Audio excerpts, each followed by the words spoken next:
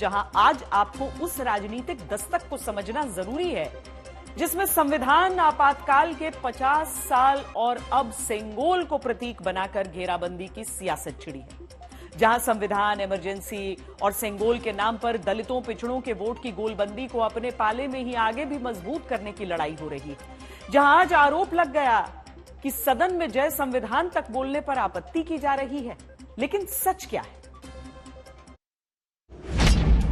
प्रियंका गांधी पूछ रही हैं कि क्या जय संविधान भारत की संसद में नहीं बोला जा सकता। कांग्रेस प्रवक्ता सुप्रिया श्रीनेत ने पूछा, क्या संसद में जय संविधान कहने पर भी स्पीकर को दिक्कत है? क्या संविधान को लेकर लोकसभा के भीतर राष्ट्रपति के अभिभाषण पर चर्चा से पहले नए विवाद का जन्म हो चुका है? जय संविधान, संसद में जय संविधान के नारे का विवाद क्या है? जय संविधान। जहां 2 दिन सदस्यों की शपथ के दौरान हाथ में संविधान लेकर ही कई सांसदों ने जय संविधान का नारा लगाया है। जय संविधान, जय संविधान, संविधान जिंदाबाद, जय संविधान, जय संविधान। फिर क्यों प्रियंका गांधी लिखती हैं, क्या जय संविधान भारत की संसद में नहीं बोला जा सकता? सवाल की वजह केरल की तिरुवनंतपुरम सीट से सांसद चुने गए शशि थरूर की शपथ से जुड़ा हुआ है, जिन्होंने शपथ के बाद कहा जय संविधान, जय संविधान। इसी के बाद शशि थरूर जाकर स्पीकर ओम बिरला से हाथ मिलाते हैं। विपक्ष की तरफ से कुछ आवाज तभी आई और स्पीकर बोल पड़े, संविधान की शपथ तो ले ही रहे हैं।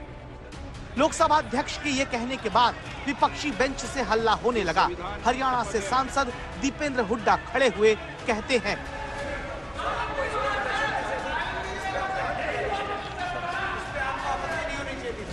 दीपेंद्र हुड्डा के इसी बयान पर लोकसभा अध्यक्ष की तरफ से जो कुछ कहा जाता है वो बहुतों को चौंका देता है। किस पे आपत्ति नहीं, सलामत दिया करो। चलो बेटो। लोकसभा में गुरुवार को गर्मा गर्मी की वजह बने इस पूरे सीक्वेंस को एक बार फिर से सुनिए। जय संविधान, संविधान की शपथ तो ले ही रहे हैं।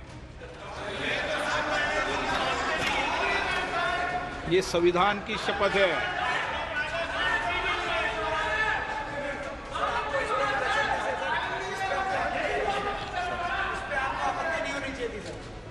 किस पे आपत्ति नहीं, सलामत दिया करो। चलो बेटो।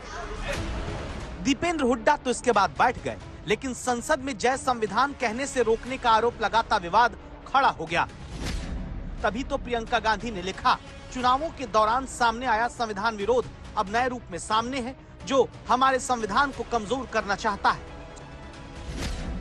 सुप्रिया श्रीनेत ने लिखा, 5 बार के सांसद दीपेंद्र हुड्डा से तू तड़ाक कर रहे हैं। मान्यवर आप 41,974 और वो 3,45,298 से जीत कर आए हैं।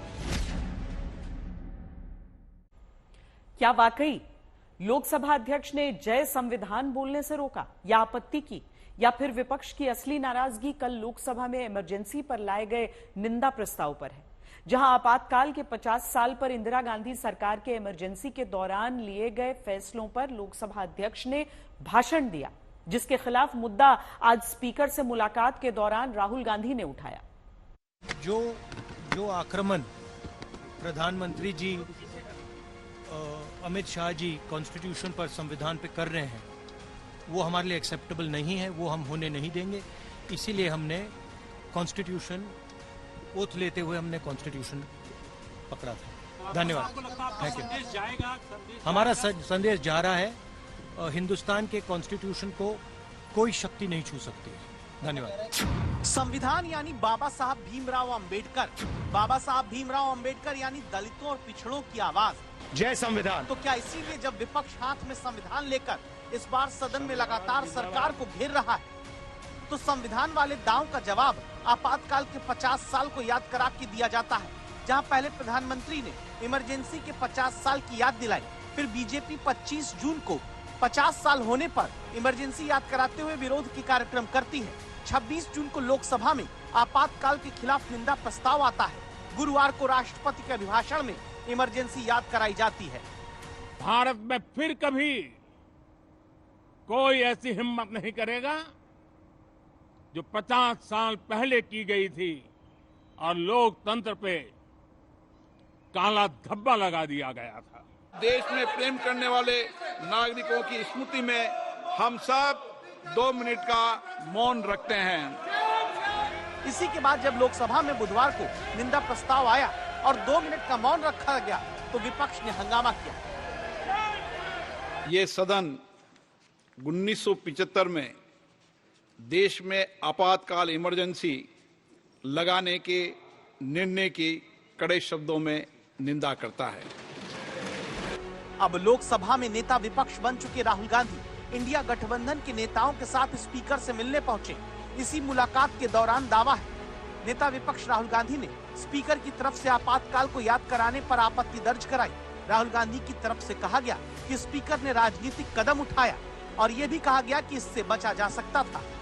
इनकी आदत है रिवाइंड रिप्ले, फास्ट फॉरवर्ड नहीं करते हैं, भविष्य के बारे में बोलेंगे नहीं। ये जो इमरजेंसी में हम जी रहे हैं उसके बारे में जिक्र नहीं करेंगे। बहुत जल्दी समझ में आएगी कि पक्ष क्या है और विपक्ष क्या है। 50 साल के बाद भी कांग्रेस पार्टी अपने इस पाप को ढो रही है, जिसकी चर्चा होते ही तलखी लग जाती है। कांग्रेस पार्टी एक प्रकार से छटपटाने लगती है। भाजपा के लोगों ने क्या किया है? इमरजेंसी में जो लोग जेल में रहे, समाजवादियों ने तो उन्हें सम्मान दिया, वेतन दिया और भी सुविधाएं दी। क्या ये सरकार सुविधाएं दे रही है? सुविधाएं दी होती, उनका सम्मान दिया होता तो शायद बात की होती तो अच्छा लगता है। इमरजेंसी को है जितना कंडेम किया जाए उतना ही कम है, क्योंकि जैसा मैंने कल भी कहा था, जब आप जो है आपने खुद तो कुछ किया नहीं है, सिर्फ अपनी दादी के ही नाम पे वोट बटोरते हैं, तो उनकी जो काली करतूतें हैं उसका क्या, उसके भी आपको जो है आंसरेबल आप हैं। सवाल उठता है कि आखिर इमरजेंसी पर इतनी अर्जेंसी बीजेपी क्यों दिखा रही है, जबकि 1975 में लगी इमरजेंसी के खिलाफ 1977 में भले कांग्रेस को हराकर जनता पार्टी की सरकार जनता ने बना दी हो, लेकिन इमरजेंसी हटने के 3 साल बाद ही उसी जनता ने फिर से इंदिरा गांधी को ही बहुमत दे दिया था।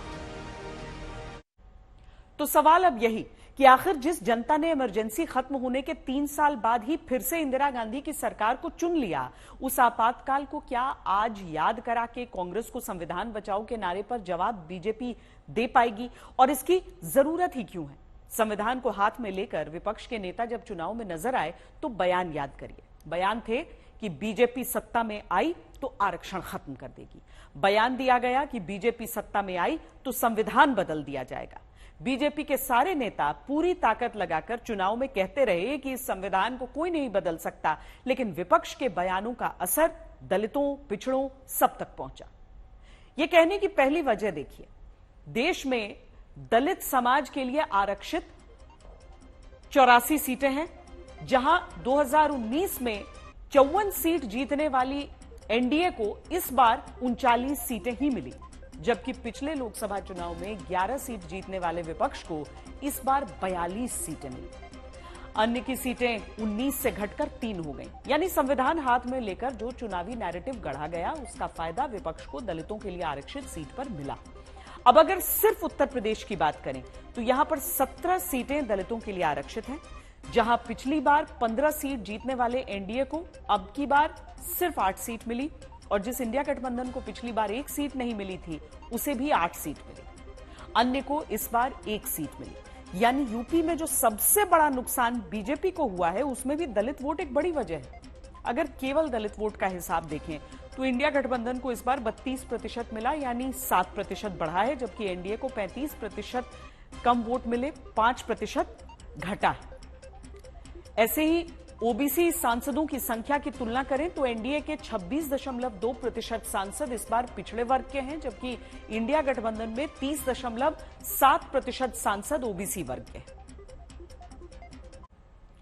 क्या यही वजह है कि जिस संविधान बचाओ का नारा लेकर विपक्ष ने चुनावी लड़ाई में बीजेपी को नुकसान पहुंचाया, उसी संविधान को हाथ में लेकर संसद में होते घेराव के माहौल में जवाब आपातकाल के 50 साल से देना जरूरी है? और तब इस संविधान वाली रस्साकशी में विपक्ष ने नया दांव चल दिया।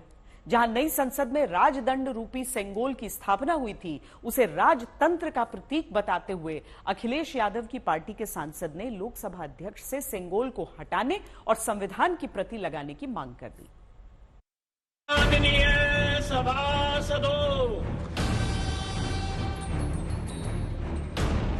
वो सेंगोल जिसे पंडित जवाहरलाल नेहरू ने थामा था, सेंगोल जो हिंदू परंपरा में सत्ता हस्तांतरण की पहचान बना, वो सेंगोल जो तमिल संस्कृति की शान रहा।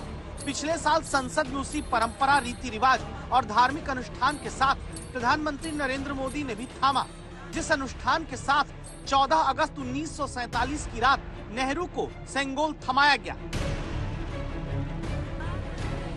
जिस सेंगोल को भारत की स्वतंत्रता और संस्कृति की पहचान बताते हुए दंडवत होकर प्रधानमंत्री ने देश की संसद में स्थापित किया। अब नई संसद में, नई लोकसभा के कार्यकाल में राष्ट्रपति के अभिभाषण के वक्त उसी सेंगोल को लेकर संविधान की सियासत का नया रण भी छिड़ता है।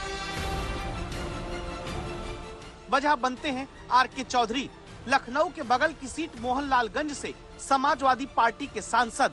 आर.के. चौधरी का कहना है, जब वो शपथ लेने गए और बगल में सेंगोल देखा तो उन्हें लगा कि ये राजतंत्र का प्रतीक है, इसकी जगह संविधान की प्रति क्यों नहीं रखी जाती। संसद चलती है संविधान से, देश चलेगा संविधान से। अब यहाँ राजतंत्र नहीं है, लोकतंत्र है, तो निश्चित हमारा मानना है कि सेंगोल को हटा दिया जाए, उसके स्थान पे एक विशालकाय संविधान की प्रति बना के वहां स्थापित कर दिया। कभी मायावती के बेहद करीबी नेता रहे आर.के. चौधरी, जो अब समाजवादी हो चुके हैं, इनके बयान ने बता दिया कि संविधान और आपातकाल की सियासत में विवाद की अगली कड़ी सेंगोल बन चुका है। मुझे लगता है कि हमारे सांसद इसलिए कह रहे होंगे कि जब पहली बार लगा था तो प्रधानमंत्री जी ने बाकायदा प्रणाम किया था। इस बार शपथ लेते समय शायद वो भूल गए, उसी को याद दिलाने के लिए लगता है मेरे पार्टी के सांसद ने कुछ इस तरह का पत्र लिखा है। जब प्रधानमंत्री जी ही प्रणाम करना भूल गए तो इसका मतलब उनकी भी इच्छा कुछ और होगी। ये लोकतंत्र की इमारत है, देश का सबसे सर्वोच्च सदन है, जो जनता से सीधा जिसका जुड़ाव है, और अब इतिहास में वो सेंगोल दर्ज। इस तरह की बात बहुत कहनी आसान है, सस्ती बातें हैं, सुर्खियों में आने की एक सस्ती कोशिश है। Good sense must not die at the altar of citizen. संविधान की कॉपी लगाना चाहिए संसद के अंदर, हटाइए या न हटाइए, संविधान की एक बड़ी प्रति लगाइए।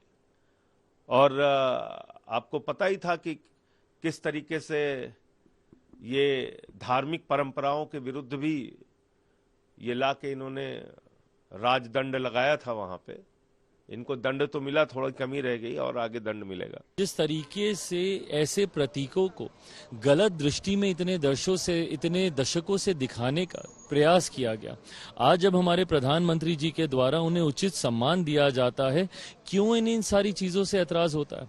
क्यों नहीं भैया? सकारात्मक राजनीति की सोच ये विपक्ष के नेता रख सकते हैं, एक साथ आगे बढ़ने का प्रयास करें, ना कि इस तरीके के विवादित बयान देकर बंटवारे की राजनीति करें।